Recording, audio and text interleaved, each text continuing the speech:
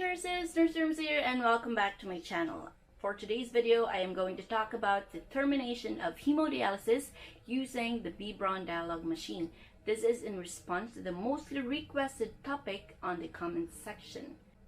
As for the remaining ones, I will try my best to make time and create videos as long as I am knowledgeable and capable of the procedures. So stay tuned and keep updated for my coming videos. You can do that by clicking the subscribe button below.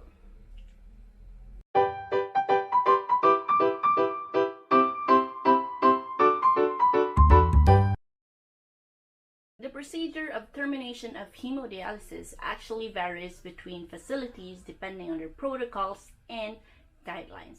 What I am going to show you today are the basic steps and practices that we follow in our own facilities.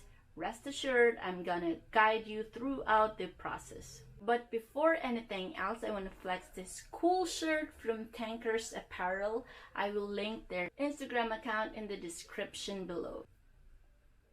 It's a minimalist shirt with both Tagalog and Baybayin translation for nurse. I got this as a gift from my sister in celebration of the Nurses Week. This watch, on the other hand, is also a gift from the hospital administrators. Thank you for all the appreciation. And salute to all of us in this time of pandemic. Now moving on, let's start. This sound signals the treatment is already completed. Before terminating the therapy, we first click the overview icon to note the patient's KTV or the dialysis adequacy. Now let's click the terminate therapy icon. The end of treatment window appears. Simply click the illuminated enter button and the blood pump automatically stops. When flushing or returning blood to the arterial line, we do it directly via the machine and not through a syringe. So in this step, make sure the IV infusion roller clamp is open before opening the clamp nearby the saline port. Wait until the fluid turns to light red, then close the clamps of the fistula needle and the arterial patient's end. Detach the lines and cover the arterial fistula needle end. A reinfusion window will also appear while returning.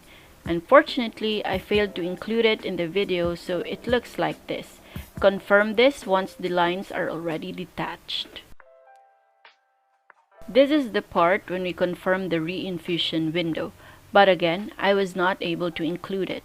Once confirmed, the blood pump automatically starts with a minimum blood flow rate of 100 ml per minute.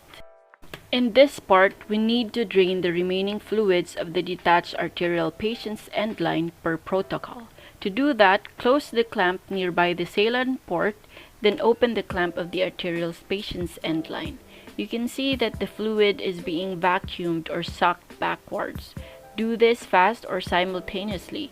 If still confused, always clamp first, then unclamp, or else you'll be draining the fluid out instead of sucking it in. Once fluid is drained up to the saline port, clamp the arterial patient's end line first, then unclamp the saline port. As mentioned earlier, do this simultaneously. If not, always clamp first before unclamping.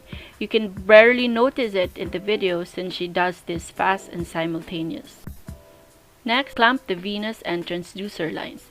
You can also do this prior clicking the terminate therapy icon as long as the clamps are closed when you detach it, or else the machine will alarm. This time, wait until the fluid returned to the venous line turns to light red or flushing has reached around 250 ml on the screen. You can also increase the blood flow rate around 150 ml per minute.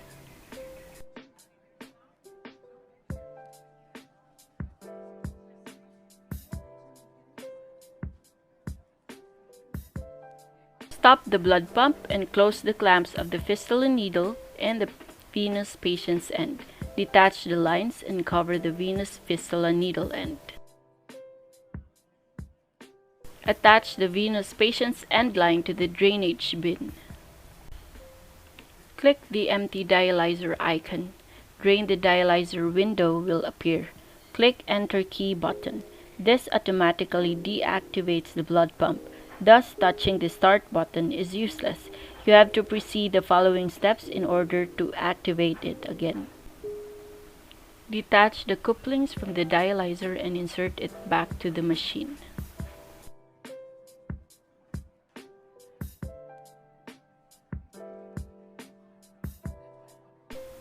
Put the dialyzer back to its holder with the blue header up for ease in draining. Next, return the concentration rods from the dialysate solutions back to the machine.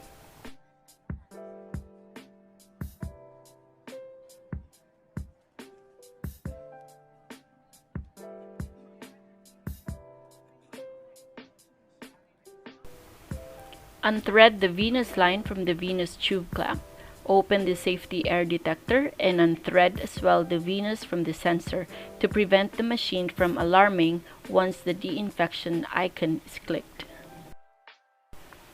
Click the disinfection icon and the window "Disinfection, attention, the dialysis data will be erased" will appear. Click the Enter key button.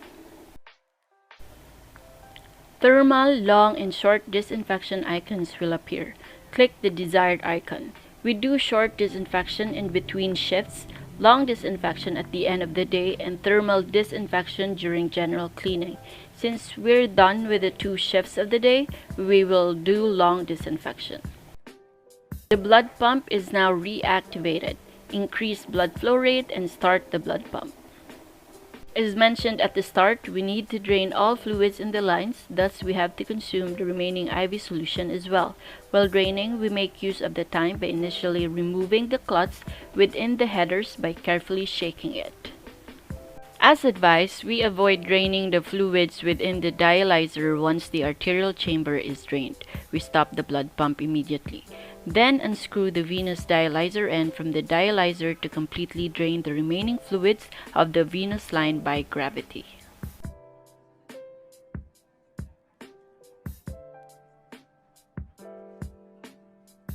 Last step is remove all the lines and give the dialyzer to the technician. Then the nurse will proceed to decannulation. That's it. Hope you learned something from this video. If yes, please don't forget to click like, leave a comment for video suggestion, and subscribe to my channel, of course. So stay tuned as I take you with me in discovering nursing career. Thanks for watching. Bye-bye.